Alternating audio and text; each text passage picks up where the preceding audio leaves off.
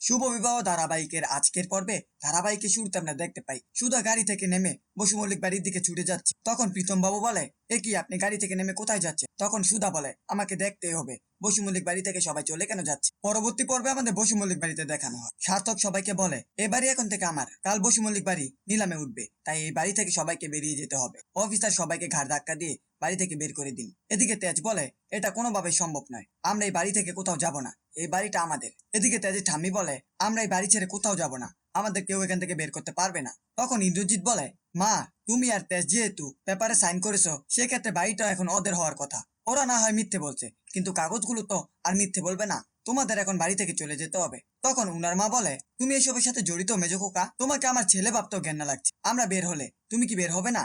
ইন্দ্রজিৎ বলে, আমার সাথে ইমনের বেশ ভাব আছে, অনেক দিনের আলাপ পরিচয়, তাই আমাদের ফ্যামিলি যাবে না, শুধু তোমরা যাবে।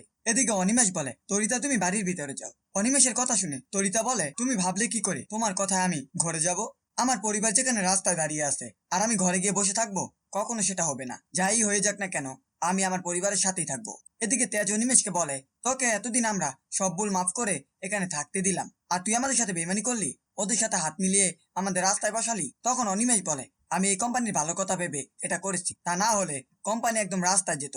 এমনিতেই কোম্পানি অনেক তলা নিচে চলে গেছে, যেটা আমি বাঁচিয়ে আনছি। দাদা ভাই, তুই কোনোদিন এই কোম্পানির যোগ্য ছিলি না, সুধা যাওয়ার পর 5 বছর তো মাতাল ছিলি, তুই এটা মেনে নে, তুই কোনোদিন এই কোম্পানির যোগ্য ছিলি না। সার্থক বারবার বলতে থাকে, তোমরা এই বাড়ি থেকে বেরিয়ে যাও। তখন ঠাম্বি বলে, আমি গজানন ছাড়া কোথাও যাব না। গজাননের কথা শুনে সার্থক বলে, অফিসার এ বাড়ি থেকে যেন একটা জিনিসও বাইরে না যায়, সেদিকে একটু খেয়াল রাখবেন। তখন সবাই মিলে বুঝিয়ে বাড়ি থেকে বেরিয়ে যায়। তেজ সার্থককে বলে, আমি ঠিক এই বাড়িতে আবার ফিরে আসবো। তখন সার্থক বলে, যে নিজের কোম্পানি সামলাতে পারে না, বউকে আটকে রাখতে পারে না, সন্তান কার, আমার নাকি তোর, এটাও জানে না, আর সে আমাকে চ্যালেঞ্জ করছে এই বাড়িটা নাকি আবার ফিরে পাবে। তখন ইমন এসে বলে, যে নিজের পায়ে ঠিক মতো দাঁড়াতে পারে না, তার আবার বড় বড় কথা। পরবর্তী সিনে আমাদের তরি এবং সুধাকে দেখানো হয়। তরি এবং সুধা বসু মল্লিক বাড়ির সামনে এসে দাঁড়িয়ে থাকে। তখন তরি বলে, মাম্মাম, হিরো আঙ্কেলকে আমাদের বাঁচাতে হবে, আমাকে যেতে দাও মাম্মাম। ওরা সবাই বাড়ি থেকে কেন বেরিয়ে যাচ্ছে? তরি ওদের কাছে যেতে চাইলে সুধা আটকে রাখে এবং বলে, তরি তুমি কোথাও যাবে না, এখানে দাঁড়িয়ে থাকো। এদিকে সুধা মনে মনে ভাবে, আমাকে জানতে হবে কেন সবাই বাইরে যাচ্ছে। পরবর্তী সিনে আমাদের রাস্তায় দেখানো হয়। প্রেস মিডিয়া সবাইকে জিজ্ঞেস করছে, কেন আপনাদের বাড়ি থেকে রাস্তায় আসতে হলো? কারো মুখে কোনো কথা নেই। এমনকি তেজ বলে, আপনাদের এসব কথা বলতে আমরা বাধ্য নই, আপনারা এখান থেকে চলে যান। তখন মিডিয়া তেজকে বলে, আপনার যে চরিত্রের সমস্যা ছিল, সে কারণেই কি আজকে আপনার এই অবস্থা?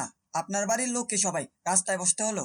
এদিকে সমুদ্র এসে বলে, আপনারা এখান থেকে চলে যান। একটু মোড় ঘুরিয়ে আমাদের প্রীতম এবং সুধাকে দেখানো হয়। প্রীতম বাবু সুধাকে বলে, আপনি তো সব অতীত ভুলে গিয়ে সামনে এগোতে চেয়েছিলেন, আপনি মুম্বাই যেতে চেয়েছিলেন, তাহলে এখন আবার এখানে কেন দাঁড়িয়ে আছেন? তখন সুধা বলে, আমার পরিবারের আজকের এই অবস্থা, তেজ ঠাম্মি সবাই রাস্তায় কি অবস্থায়, আমি মুম্বাই যেতে পারবো না, আমাকে পরিবারটাকে বাঁচাতে হবে। এদিকে আমরা দেখতে পাই সমুদ্র সবার জন্য খাবার নিয়ে আসে এবং বলে, তোমরা কিছু একটা খেয়ে নাও। তখন ঠাম্মি বলে, আমি জল স্পর্শ করব না, প্রেস মিডিয়ার জন্য আমাদের পালিয়ে পালিয়ে বেড়াতে হচ্ছে, জানি না কখন প্রেস মিডিয়া চলে আসে। তখন সমুদ্র বলে, এখন প্রেস মিডিয়া আসবে না, ওরা জানেন আমরা এখানে আছি। এদিকে তে যেটা বলে, সবার থাকার জন্য আমি একটা হোটেল বুক করেছি।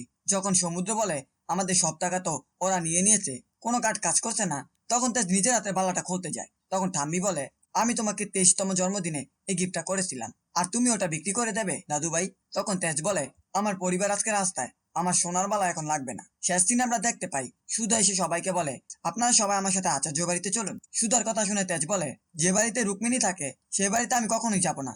আগামী পর্ব আমরা দেখতে পাবো সুধা সবাইকে রিকোয়েস্ট করে বলে, সবাই আমার সাথে চলুন আচার্য বাড়িতে। তখন তেজ বলে, আমরা কেন আপনার সাহায্য নেব, আপনার সাথে আমাদের কোনো সম্পর্ক নেই। তখন তরি এসে বলে, হিরো আঙ্কেল চলো না আমাদের সাথে, জানি তো মামার সাথে তোমার রাগ হয়েছে। তোর এই কথা শুনে তেজ বলে, যার যাওয়ার দরকার সে যাও, কিন্তু আমি যাব না। এই ছিল শুভ বিবাহ ধারাবাহিকের আজকের আপডেট। ভিডিওটি ভালো লাগলে চ্যানেলটিকে সাবস্ক্রাইব করে পাশে থাকা বেল আইকনটি অন করে দিন।